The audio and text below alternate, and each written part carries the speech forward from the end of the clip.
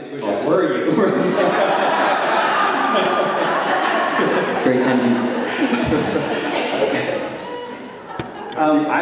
Even from your question, I have the sense that you are so aware and committed already, not only aware of a lot of the traps, but committed despite probably social discomfort in speaking up for yourself. But yeah, I actually wanted to commend you for keeping liberty in your vernacular. I've actually had to switch to the word human rights, just because liberty, in terms like conservative, they have these connotations, and I see people, they visibly, they just, their bodies contort, and they do not take kindly to me once they have it in their mind that you know where I'm going. It's very unfortunate, and it breaks my heart, needless to say. Yeah.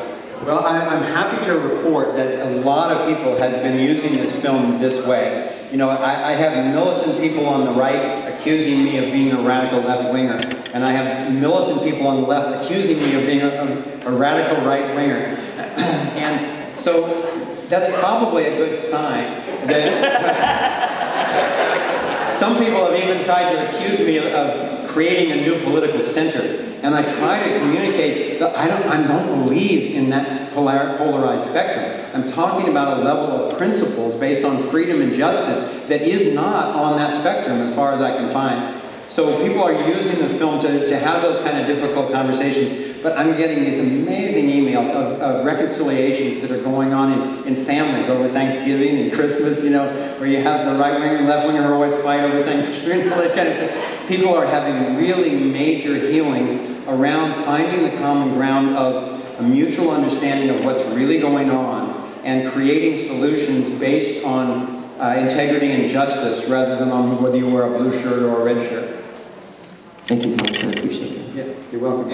I think I'd love to talk with the rest of you who have questions. I'd love to talk with you after, but I want to spend a few minutes just orienting you to this so that you can have enough awareness of it that you can begin using it and give me any feedback that you have, because this is a tool that we're about to, portions of it on the internet, but we're about to post this type of tool on the internet, and this will be going global. There are, as I mentioned, some of you might have heard earlier, there are numerous Thrive-inspired groups forming in cities and counties and states and countries around the world and moving on to solutions.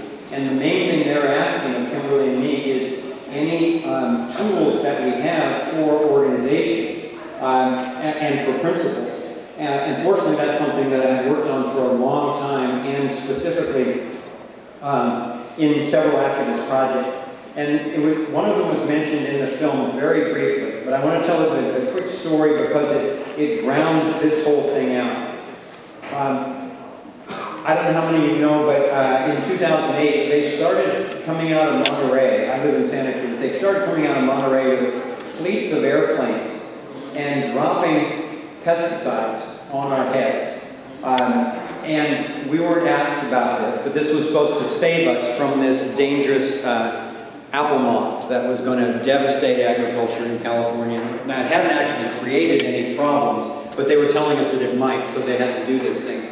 Well, within days, animals were dying, people were getting sick, a baby almost died, and so people were running around in our communities trying to do something, and my wife said, why don't we gather some of the leaders together and show them this sector model and see if it would be useful for the activism. So we gathered 30 emerging leaders and showed them this model that you saw in the film. This 12 around one, these 12 spheres around one. And the power of this model is that it is exactly the way nature builds. This is what Buckminster Fuller has defined in his masterworks, Energetics.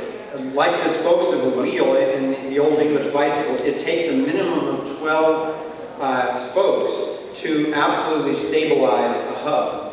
And it turns out that many, many groups around the world keep coming to 12 when they try to identify sectors which will cover all of human endeavor. And so I was in a think tank back in 2002 where we also did that. And we have since then worked with about a dozen other groups and all come to alignment on these titles. And it seems to cover, there's always ways that you can tweak it and change the titles and all that stuff, but fundamentally we're trying to point to a natural structure. So a lot of us have come to agreement on these titles as workable. So we gathered these leaders of people who were trying to stop the moth spray and taught them this model. The next night we had a town hall meeting in Santa Cruz where we had 12 tables where people could sign up for whatever sector they were most passionate about and wanted to contribute their expertise in. So we had lawyers, and we had artists, and we had scientists, and we had economists, and so forth. So they could actually form a team. And so some of the titles we didn't need. We ended up with about 6 or 7 necessary sectors. So what happened was we started meeting as sectors, like twice a week. And then we would choose a representative from each of those sectors who would then on Sunday night go to a place where they would meet with the other sector leaders and have sort of a central, what we call a whole systems council.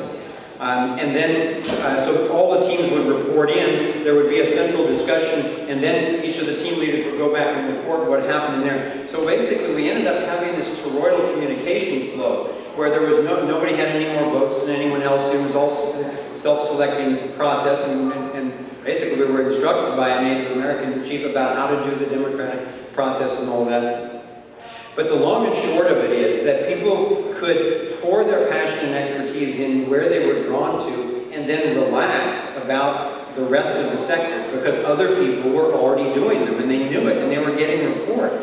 So what happened was very quickly, it just focused the energy like a laser because they were they were planning on spraying from Monterey all the way up through Santa Cruz, San Francisco, up into Berkeley and Marin, all the way up to Sonoma. They were going to be spraying 7 million human beings with this toxic pesticide for up to 9 months a year, for up to 10 years. And the long and short of it is that we got organized very quickly, and particularly once the mothers got involved. Once the women catch on and say, you know what I'm talking about. Once the women started coming to the demonstrations with their babies in their stroller and saying, no fucking way you're going to spray my baby. The long and short of it is that we stopped the program in 6 months. And this program, I was in charge of the follow the money committee because I knew enough already that this smelled bad from the start to me. So I went and started following where this money came from. This was a personal earmark from George Bush Jr. Got the money, immediately $300 million from Homeland Security, ran it through USDA and CDFA and started spraying us. First thing we did was we got Schwarzenegger to stop the spraying, which was amazing. And until we at least were told what was in the spray.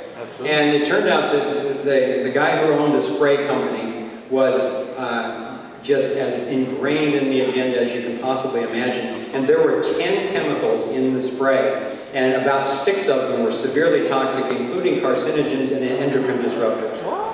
So this is the kind of stuff that's going on. And once we publicized that, then they really started to back off, and they kept the money, and we got lawyers to shut them down, 2 successful cases and everything.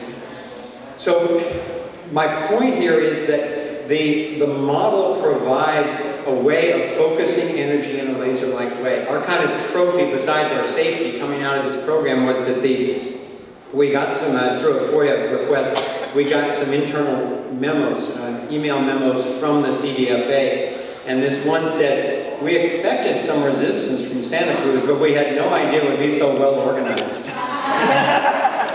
So with that as the story, I want to just hint at this model, because I think that this model can be a tool that can organize globally on any and every issue in the same way that we did with the moth spray.